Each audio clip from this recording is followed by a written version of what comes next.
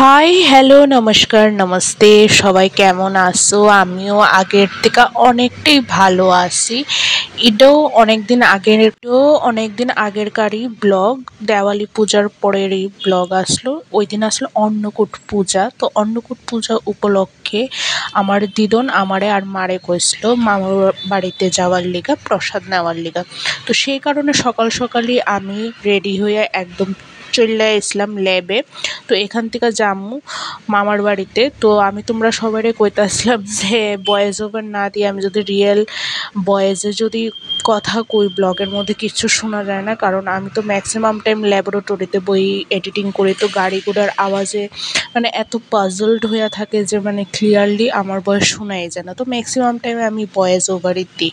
তো আমি কাজটা সেরে ডিরেক্ট জামুগা ল্যাব থেকে মামার বাড়ি। অন্নকূট পূজার উপলক্ষে আমি গেছিলাম গা আমার মামার বাড়িতে ডাইরেক্ট ল্যাবের থেকে। আর ল্যাবে ওই দিন পেশেন্টও খুব কম আসলো, তাই আমি তাড়াতাড়ি বাইরে গেছিলাম গা, যেহেতু সবে মাত্র ফেস্টিভ সিজন শেষ হয়েছিল। আর আকাশটা তো দেখতেই পারতাছো কি সুন্দর ঝলমলে লাগতাছে, একদম নীলাভ আকাশ, মেঘছন্ন। আর রোদও বেশ মানে ঝলসানো রোদ উঠছিল। আর এই সময়কার যে ওয়েদারটা ভীষণ প্রিয়, না বেশি গরম না বেশি ঠান্ডা থাকে। তো নভেম্বরে এই ওয়েদারটা বেশ ভালো লাগে। আর আমি হাঁটতে হাঁটতে কিন্তু ছাতি নিয়ে আমি অলরেডি আমার ডেস্টিনেশনে পৌঁছে গেছিলাম গা। ছাতি নিয়ে তো যাইতে হইব যতই ওয়েদার ভালো হোক না কেলিকা, কারণ মাইগ্রেনের প্রবলেম যারা আছে তারা কিন্তু ডাইরেক্ট রোদের মধ্যে খুব কমই ঘোরাফেরা করতে পারে।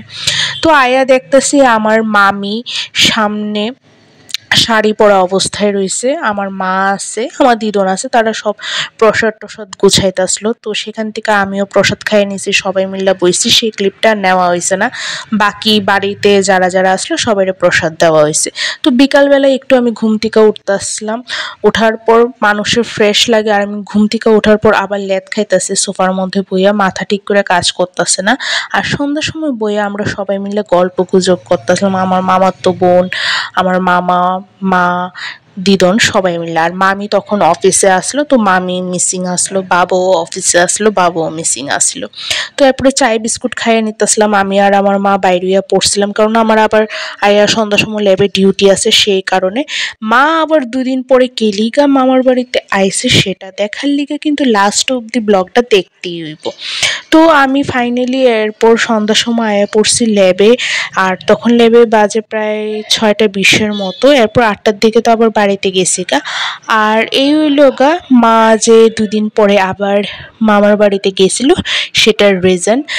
আসলো ভাইফোঁটার সময় যাইতে পারছে না, কারণ আমার মার শরীরটা ভীষণ খারাপ আসলো, ব্লাড প্রেশার বাইরে গেছিলো গা। তো 2 দিন পরেই গেছে। তো খুব সুন্দর কইরা ভাইফোঁটা সেলিব্রেট করছে, ভাই বোন তারা ভীষণ এনজয় করছে। এই ছোট্ট মিনি ব্লগটা যদি তোমরা ভালো লেগে থাকে অবশ্যই কিন্তু লাইক করবা, কমেন্ট করবা, আমার ফেসবুক পেজটারে ফলো করে দিবা, আর অবশ্যই আমার ইউটিউব চ্যানেলটারে সাবস্ক্রাইব করতে ভুলবা না। আমি কিন্তু এরকম ছোট ছোট আমার লাইফে যা যা আপডেট হইতাছে সেইগুলি মিনি ব্লগ করে ছাড়তে ভীষণই পছন্দ করি, তোমরা লোকে শেয়ার করতে পছন্দ করি, তোমরাও জানতে পারবা আমার লাইফের আপডেট নিয়ে। তো অবশ্যই আমার ফেসবুক পেজ ফলো করো, ইউটিউব চ্যানেল সাবস্ক্রাইব করো। এই ধরনের ছোটোখাটো খুশির আনন্দের মুহূর্তগুলি অবশ্যই ফেসবুকের মধ্যে শেয়ার করো। একদিন দেখবা 10 বছর পর যখন তুমি তোমার নিউজ ফিড স্ক্রল করতেছো, এটি সুন্দর মেমোরি হিসেবে তোমারে আবার রিকল করাইব।